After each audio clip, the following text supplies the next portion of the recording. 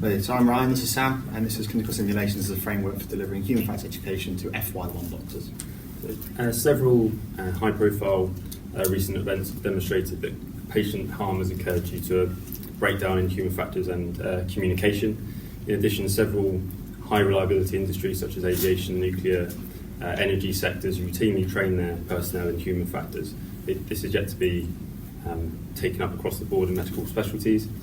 The foundation programme has a black hole with regards to human factors education, and we received no formal training at Milton Keynes with regards to this, so we developed a clinical teaching programme directed specifically for the F1s. We picked the F1s because they're new in their careers, have a lot to learn, and come across new sort of unique and stressful situations on a daily basis, but with little experience to rely on.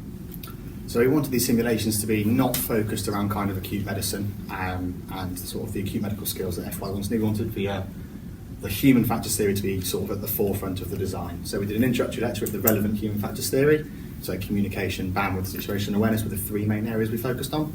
That was followed by 4 scenarios run over about a 12 to 14 week period where we did a session each focused on one on communication, one on situational awareness, one on bandwidth. We assessed this via the standard situational awareness global assessment tool, so stopping the scenarios at independent points in each scenario, asking the candidates questions on perception, comprehension and projection of future events, so trying to assess the situational awareness in a more objective way, and in communication via difficult escalation to seniors and using the CUS escalation communication tool that we taught you in the introductory lecture. So in terms of feedback, we had overwhelmingly positive results with high scores for session content and structure across the board. Anecdotally, it was really positive to hear that F1s were using the skills that we taught them on the wards and felt safer as a result of having those skills and having practiced them in the simulations as well. As facilitators, we used the DASH tool to analyse the feedback that we were providing to the F1s, and therefore as facilitators we're developing our own skills at the same time. So what we were trying to do with this is we believe that what makes a safe to an unsafe doctor is their behaviour in acute situations. It's not necessarily clinical knowledge. And these were the kind of soft skills that we'd have found really helpful as F1s. And we're trying to get that onto them and impart this to the F1s in an early door so they can hopefully continue it and then pass it on to their medical students and people coming up through the ranks. And in the future we would aim to expand this project at both the hospitals that we're currently working at and then develop a multidisciplinary approach to the simulations, including nursing students, medical students and other healthcare professionals as well. Lovely. That's us, I think. Any questions? Thank you very much. Okay. Perfect. Early as well.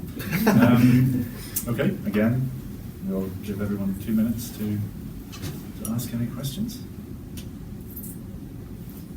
How many FY1s are at your hospital, and did they all do weekly simulation training? So it was 28, I believe, in total, wasn't it? We split them into groups of 4, and then another group did 2.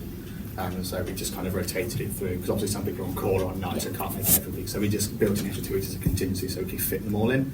I think every F1 did at least one set of 2, and I think 85% of them did 2. Unfortunately, we couldn't catch them all for the second set because of rota commitments and things. But it was all run through FY1 teaching, so in theory it wasn't sort of taking time out of their board jobs or service provision. You senior clinicians that you got involved, what specialities were there? Just as a matter of interest. Yeah, so it was all intensive care. So we had a couple of intensive care consultants and 2 Regis as well, from anaesthetics. But primarily anaesthetics and intensive care. Yeah. It was really useful as we didn't have much experience with the actual running of a simulation prior to this, so their experience was invaluable in kind of designing the sims and actually sort of running them. It also helped in terms of the feedback for the F1s having senior sort of support for their decision makings that are made during the simulations, and then our sort of lower level foundation, I would have done the same thing in a situation, and then an ITU consultant saying, and I think you escalate that at exactly the appropriate time. It was quite a nice little. And to simulate the actual genuine fear of escalating to an ITU consultant on the phone. Okay. Any other questions? We've got a few seconds left. Okay. Thanks very much.